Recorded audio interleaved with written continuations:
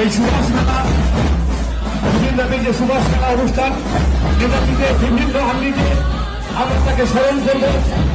আজকের এই র্যালির মধ্যে দিয়ে আমরা নেতাজির সেই আজাদিন ফৌজের সেই শহীদ তীর্থ সাহেব বাগানে এই নেতাজিকে এই আজাদিন ফৌজদেরকে নির্বিচারে গুলি করে হত্যা করা হয়েছিল সেই ইতিহাসকে উন্মোচন করার জন্য নেতাজি সুভাষচন্দ্র মিশন দীর্ঘদিন ধরে যে আজ লড়াই আন্দোলন করে আসছে, যে সংগ্রাম করে আসছে, মানুষকে প্রচারের অভিমুখে নিয়ে আসছে, সেই ইতিহাসকে উন্মোচন করতে হবে।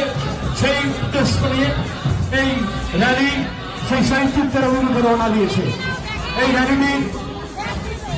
র্যালিটি যাবে নীলগঞ্জ ব্যাংকর এবং নীলগঞ্জ ব্যাংকর হয়ে র্যালিটি